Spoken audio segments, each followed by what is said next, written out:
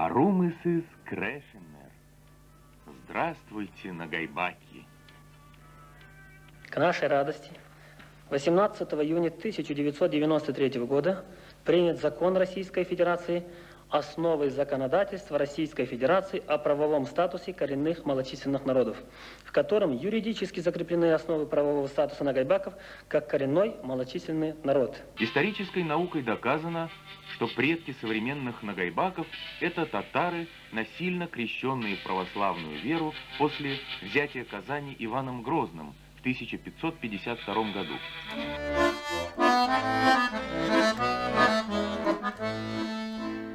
В районе Нагайбакском поселка веселых честь, среди них с названием громким село Боржое есть.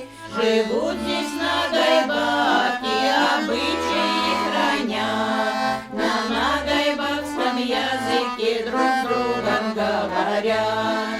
Париж, село родное наше, округи нет деревни краше.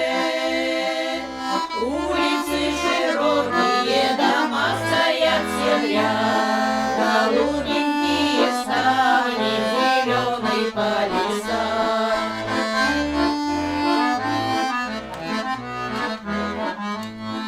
Среди стройных сосен и берез раскинулось оно, своей природой и людьми прославилось оно. Студеная и чистая вода из родника, и роща есть ольховая, видна издалека. Париж, село родное наше, округи нет деревни